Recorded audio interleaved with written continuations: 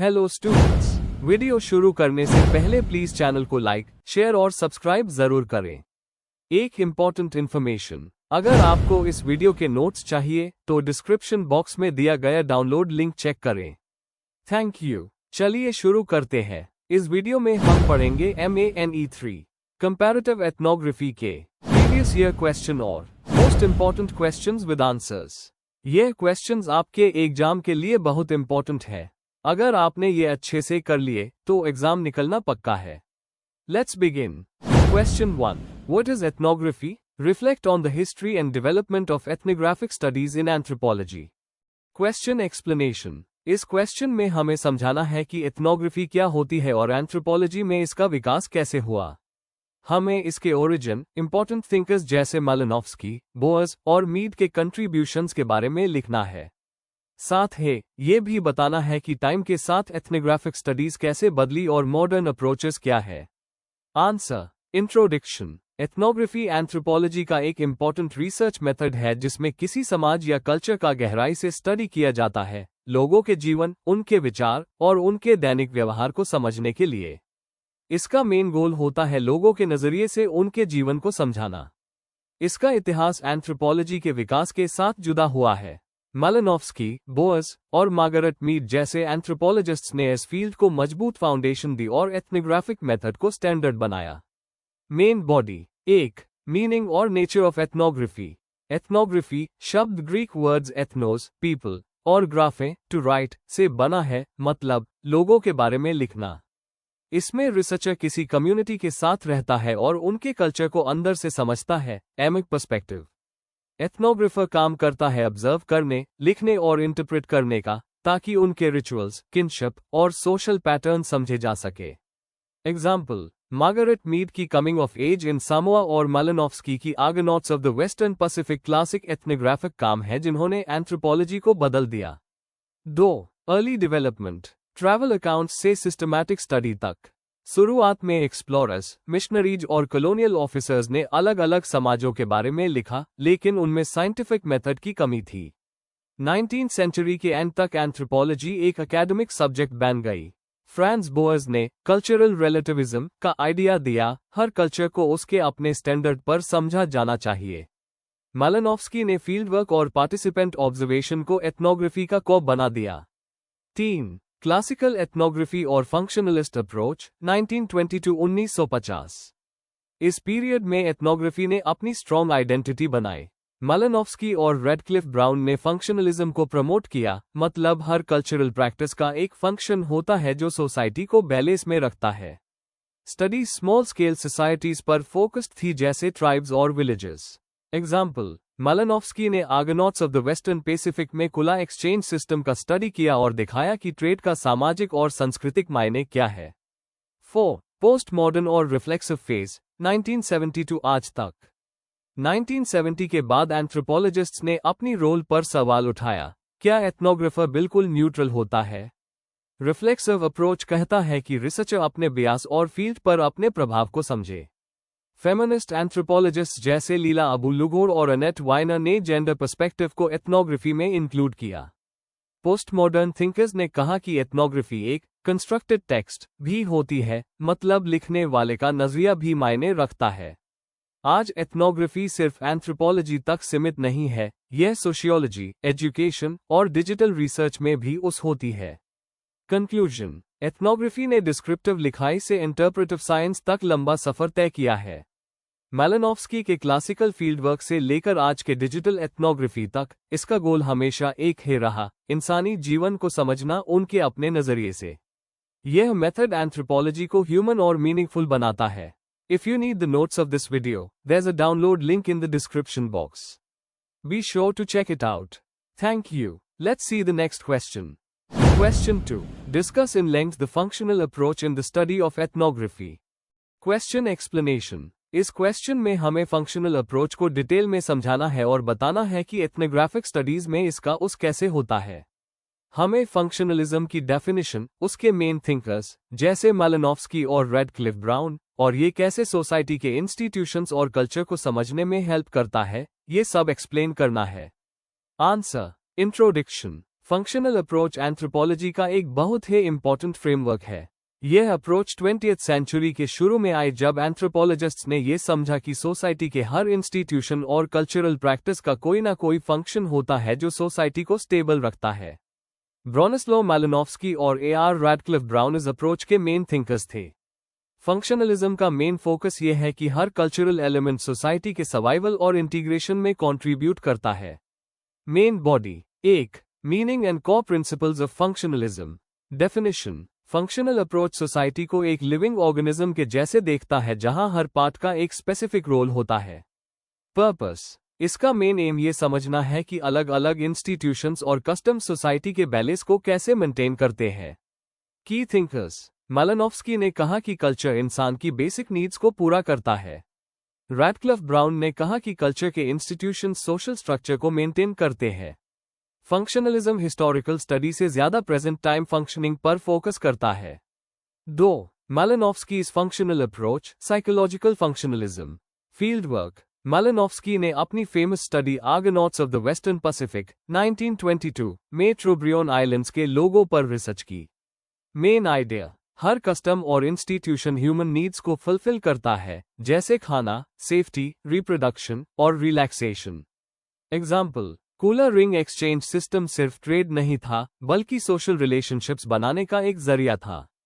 Contribution: Malinowski ने दिखाया कि एथनोग्राफी सिर्फ डिस्क्रिप्शन नहीं बल्कि हर कस्टम के फंक्शन को समझना भी जरूरी है। 3.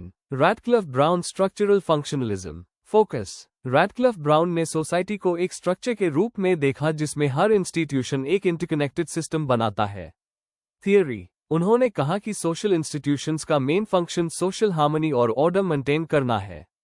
एग्जाम्पल: उन्होंने अंडमान आइलैंडर्स और अफ्रीकन सोसाइटीज में रिचुअल्स और किनशिप सिस्टम्स का स्टडी किया और दिखाया कि ये सोसाइटी को यूनाइट करते हैं। मेथड: कंपैरेटिव एथनोग्राफी के जरिए उन्होंने सोशल सिस्टम्स के यूनिवर्सल रूल्स ढूंढे। कंट्रीब्यूशन: रैडक्लिफ ब्राउन ने फंक्शनलिज्म को एक साइंटिफिक और structural direction the. 4. Application of functional approach in ethnography. Institutions को समझना: फंक्शनलिज्म से एथनोग्राफर्स समझते हैं कि रिलीजन, किनशिप और इकोनॉमी सोसाइटी के स्टेबिलिटी में क्या रोल प्ले करते हैं। होलिस्टिक व्यू: यह अप्रोच कल्चर को एक पूरे सिस्टम के रूप में देखने पर जोर देता है। एथनोग्राफिक मेथड: पार्टिसिपेंट ऑब्जर्वेशन और कंटेक्सचुअल स्टडी इस अप्रोच के मेन टूल्स हैं। क्रिटिसिज्म: हिस्टोरिकल और पावर रिलेशंस को इग्नोर करता है, चेंज और कॉन्फ्लिक्ट पर ध्यान नहीं देता। स्ट्रक्चरलिज्म और पोस्टमॉडर्निज्म ने इस अप्रोच को स्टैटिक कहकर क्रिटिसाइज किया। लेगेसी: फिर भी फंक्शनलिज्म ने एंथ्रोपोलॉजी को एक साइंटिफिक बेस दिया और कल्चर के मीनिंग को कॉन्टेक्स्ट के अंदर समझने पर जोर दिया।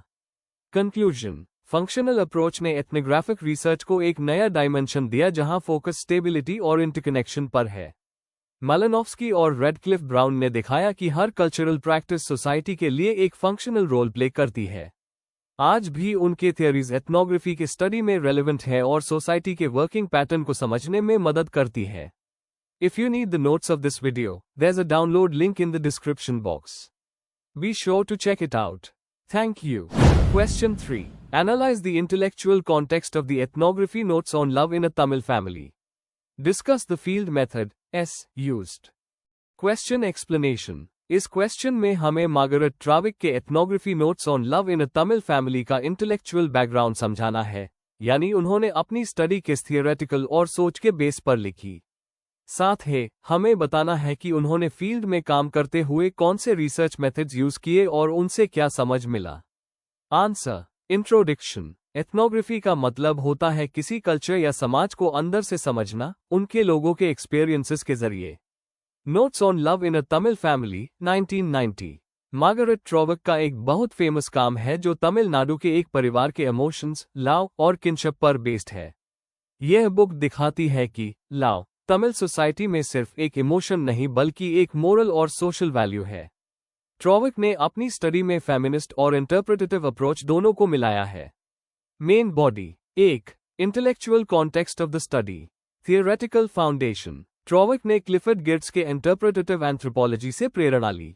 गिर्ट्स कहता था कल्चर एक वेब ऑफ मीनिंग्स है जिसे समझना जरूरी है। ट्राविक ने फेमिनिस्ट नजरिए से भी काम किया जहां उन्होंने इमोशंस और जेंडर रिलेशंस पर फोकस किया। Focus on emotion and subjectivity. उस टाइम एंथ्रोपोलॉजी में ज्यादा फोकस सोशल स्ट्रक्चर पर था, पर ट्राविक ने दिखाया कि इमोशंस जैसे लव भी एक कल्चरल एक्सपीरियंस है, सिर्फ पर्सनल फीलिंग नहीं। Tamil cultural framework. उन्होंने बताया कि तमिल सोसाइटी में अंबु लव एक सोशल और मोरल फीलिंग है जो रिश्तों और रिस्पॉन्सिबिलिटी से जुड़ी है। 2. Historical and intellectual background. Shift in anthropological focus. 20वीं सेंचुरी के एंड में एंथ्रोपोलॉजी का फोकस स्ट्रक्चरल सिस्टम से बदलकर मीनिंग्स और इमोशंस की तरफ गया। ट्राविक का काम इसी इंटरप्रेटेटिव मूवमेंट का हिस्सा था। Influence of feminist anthropology. Feminist anthropology ने उन्हें वीमेन के एक्सपीरियंसेस पर फोकस करने का मौका दिया। उन्होंने तमिल विमेन को एक एक्टिव एजेंट के रूप में दिखाया जो प्यार और इज्जत दोनों को समझती है। Post colonial perspective. ट्राविक ने इंडियन फैमिलीज को एक इमोशनल और मोरल रिचनेस के साथ दिखाया, न कि रिजिड और ट्रेडिशनल जैसा वेस्टर्न लोग सोच लेते थे। 3. Field methods used. Participant observation. Trawick ने तमिल फैमिलीज के साथ रहकर उनके रिचुअल्स, बातचीत और डेली लाइफ ऑब्जर्व की। इससे उन्हें उनके इमोशनल वर्ल्ड को समझने में मदद मिली। In depth interviews and conversations. उन्होंने घर के मेंबर्स, खासकर वीमेन के साथ लंबे इंटरव्यूज किए जिससे उन्हें रिलेशनशिप्स और लव के कॉन्सेप्ट पर इंसाइट्स मिले। रिफ्लेक्सिविटी। ट्राविक ने अपने इमोशंस और रिएक्शंस भी लिखे, मतलब उन्होंने अपनी पर्सनल इन्वॉल्वमेंट को रिसर्च का हिस्सा बनाया। Use of language and local texts. उन्होंने तमिल लैंग्वेज सीखी और लोकल कविता, कहानी और कहावत का उस किया जिससे उनकी अंडरस्टैंडिंग और ऑथेंटिक बनी।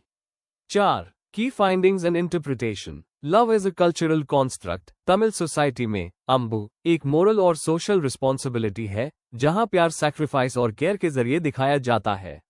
Emotion and morality. Emotions private नहीं बल्कि सोशल होती है, यह फैमिली और सोसाइटी दोनों को जोड़ती है। Gender dynamics. तमिल विमेन को उन्होंने इमोशनली स्ट्रॉन्ग और फैमिली हार्मनी बनाए रखने में इंपॉर्टेंट दिखाया।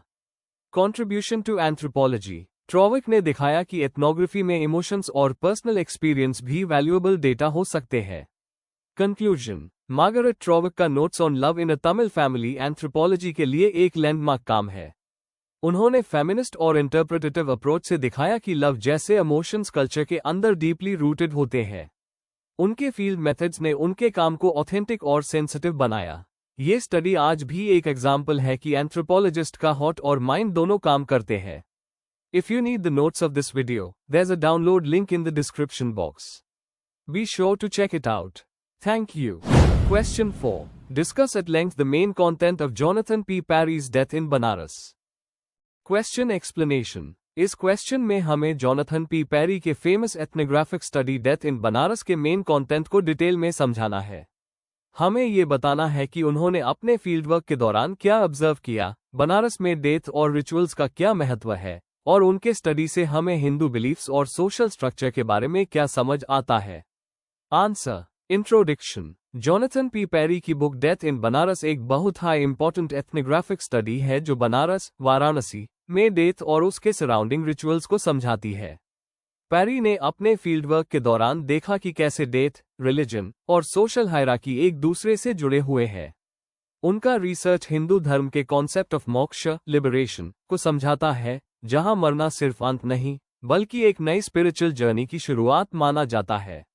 Main body. 1. स्टडी का बैकग्राउंड और कॉन्टेक्स्ट। बनारस हिंदू धर्म का सबसे पवित्र शहर माना जाता है, जहां मरने से मोक्ष मिलता है। पैरी ने अपना रिसर्च मेनली मणिकर्णिका और हरिश्चंद्र घाट पर किया, जहां उन्होंने प्रीस्ट्स, डॉम्स और मरने वालों के परिवारों से बात की। उनका फोकस ये था कि कैसे बनारस एक ऐसे सीक्रेट स्पेस के रूप में काम करता है जहां डेथ और सैल्वेशन एक दूसरे से जुड़े हुए हैं। पैरी ने वेस्टर्न व्यू ऑफ डेथ को चैलेंज किया और बताया कि हिंदू बिलीफ सिस्टम में डेथ एक कंटिन्यूटी का सिंबल है, एंड नहीं। 2. डेथ रिचुअल्स और प्योरिटी पॉल्यूशन का कॉन्सेप्ट। हिंदू सोसाइटी में डेथ एक तरफ सेक्रेड है और दूसरी तरफ पोल्यूटिंग भी। मरने के बाद फैमिली के मेंबर्स और जगह दोनों को शुद्धि रिचुअल्स करने पड़ते हैं। डॉम कास्ट जो क्रिमेशन प्रोसेस संभालती है, उनका रोल इंपॉर्टेंट है, पर उन्हें सोसाइटी में लोअर स्टेटस दिया गया है। पैरी कहता है कि प्योरिटी और पॉल्यूशन के ये आइडियाज कास्ट सिस्टम और सोशल हायरार्की को और मजबूत करते हैं। 3. डेथ, सैल्वेशन और मोक्ष का कॉन्सेप्ट। बनारस में मरने वाले लोग ये मानते हैं कि यहाँ मृत्यु होने से उन्हें मोक्ष मिलेगा। कई लोग अपने लाइफ के लास्ट डेज मुक्ति भवन्स में बिताते हैं ताकि वो बनारस में ही मर सके। पैरी ने ये देखा कि पूरा एक रिलीजियस इकोनॉमी बना हुआ है, प्रीस्ट्स और पंडित स्पेशलाइज्ड हैं डेथ रिचुअल्स में। हिंदू फिलॉसफी के हिसाब से लाइफ और डेथ एक साइकिल है और बनारस इस साइकिल को तोड़ने का एक पवित्र स्थल माना जाता है।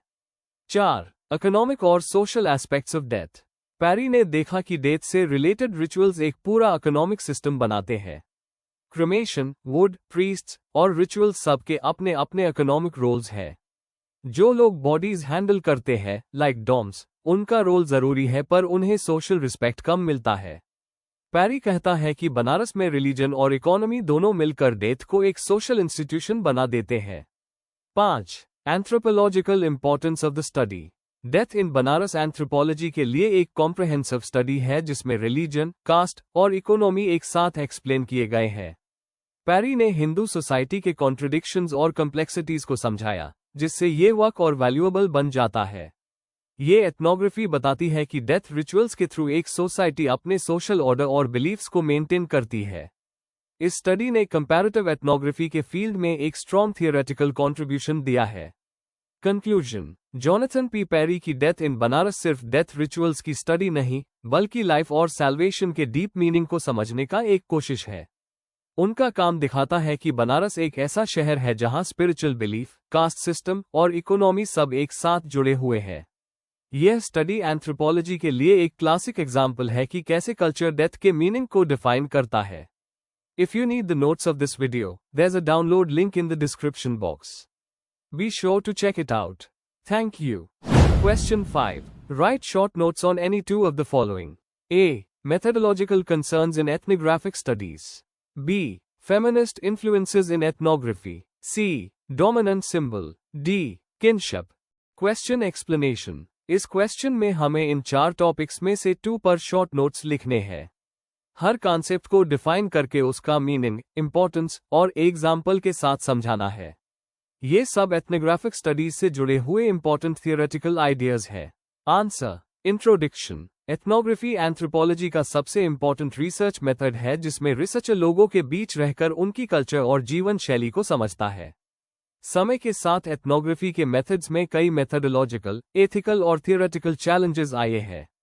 साथ ही फेमिनिस्ट अप्रोच, सिंबल और किनशिप जैसे कॉन्सेप्ट्स ने इस फील्ड को और गहरा बनाया है।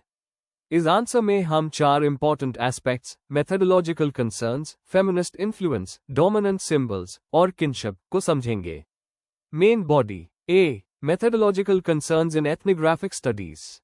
मीनिंग। मेथडोलॉजिकल कंसर्न्स का मतलब है वो चैलेंजेस जो रिसर्चर को फील्ड वर्क के दौरान फेस करने पड़ते हैं। रिफ्लेक्सिविटी। आजकल के एथनोग्राफर्स अपने बायसेस और पर्सनल इंपैक्ट को समझते हैं। रिसर्चर सिर्फ ऑब्जर्वर नहीं बल्कि पार्टिसिपेंट भी होता है। Ethical issues. इन्फॉर्म्ड कॉन्सेंट लेना, प्राइवेसी का ध्यान रखना और कम्युनिटी के नॉर्म्स का रिस्पेक्ट करना जरूरी है। रिप्रेजेंटेशन। दूसरे कल्चर को सही तरह रिप्रेजेंट करना एक चैलेंज है। क्लिफर्ड गेर्ट्स ने कहा था कि एथनोग्राफी एक इंटरप्रिटेशन है, फैक्ट नहीं। वैलिडिटी। एथनोग्राफिक डेटा सब्जेक्टिव होता है, इसलिए उसकी रिलायबिलिटी पर हमेशा डिबेट होती है। एग्जाम्पल। मालिनोव्स्की के ट्रोब्रियन स्टडी को बाद में क्रिटिसाइज किया गया कि उन्होंने अपनी बियास और विमेन्स रोल को कंसिडर नहीं किया। बी. फेमिनिस्ट इन्फ्लुएंसेस इन एथनोग्राफी। बैकग्राउंड। 1970 के दौरान फेमिनिस्ट थॉट ने एंथ्रोपोलॉजी में एंट्री ली और वीमेन और जेंडर रोल्स पर फोकस बढ़ाया। क्रिटिक ऑफ मेल बायस। पहले के एथनोग्राफी सिर्फ मेल पर्सपेक्टिव से लिखे गए थे। फेमिनिस्ट स्कॉलर्स जैसे शेरी ऑटनर और गेल रूबन ने इस इम्बैलेंस को हाईलाइट किया। Methodological changes. फेमिनिस्ट एथनोग्राफी में रिसर्चर के आइडेंटिटी और सिचुएशन को ओपनली एक्सेप्ट किया जाता है, इसे सिचुएटेड नॉलेज कहा गया। Ethics and empathy. Feminist research collaborative होती है जहां पार्टिसिपेंट्स के एक्सपीरियंसेस को इक्वली वैल्यू दिया जाता है। एग्जाम्पल। अनेट वाइनर ने ट्रोब्रियन आइलैंड्स का दोबारा स्टडी करके वीमेन के इकोनॉमिक और सोशल रोल्स को हाईलाइट किया। C. Dominant symbol. Meaning. Dominant symbol एक ऐसा कल्चरल सिंबल होता है जिसे सोसाइटी के लोग डीपली फील करते हैं और जिसमें कई मीनिंग्स छुपे होते हैं। विक्टर टर्नर का कॉन्सेप्ट। उन्होंने रिचुअल्स और कल्चरल यूनिटी समझाने के लिए डोमिनेंट सिंबल्स का यूज किया। एग्जाम्पल, एंडीबू सोसाइटी में मिल्क ट्री एक डोमिनेंट सिंबल है जो मदरहुड और यूनिटी को रिप्रेजेंट करता है। सिंबल से हमें सोसाइटी के कल्चरल मीनिंग और इमोशनल डेप्थ समझने में मदद मिलती है। D, kinship meaning. किनशिप मतलब रिश्ते, चाहे वो खून के हो, शादी के या अडॉप्शन के। इंपॉर्टेंस, रैडक्लिफ ब्राउन और मालिनोव्स्की जैसे स्कॉलर्स ने किनशिप को सोसाइटी के स्ट्रक्चर समझने का बेसिक टूल माना। मॉडर्न व्यू, आज किनशिप सिर्फ बायोलॉजिकल नहीं बल्कि इमोशनल और सोशल बॉन्ड्स पर भी बेस्ड होती है। एग्जाम्पल, इंडियन सोसाइटी में किनशिप कास्ट और फैमिली आइडेंटिटी के स्ट्रक्चर को डिफाइन करती है। कंक्लूजन, एथनोग्राफी एक लिविंग प्रोसेस है जो हर नए पर्सपेक्टिव के साथ इवॉल्व होती जा रही है। मेथडोलॉजिकल अवेयरनेस से रिसर्च ज्यादा एथिकल बनी, फेमिनिस्ट अप्रोच ने इंक्लूसिविटी लाई, डोमिनेंट सिंबल्स ने कल्चर के हिडन मीनिंग्स दिखाए और किनशिप ने सोशल कनेक्शन समझाया। ये सब मिलकर एथनोग्राफी को एक रिच और होलिस्टिक सब्जेक्ट बनाते हैं। Before we end, please like, share and subscribe the channel for more such study materials and one important information अगर आपको नोट्स चाहिए तो डिस्क्रिप्शन बॉक्स में डाउनलोड लिंक दिया हुआ है, जरूर चेक करें। Thank you.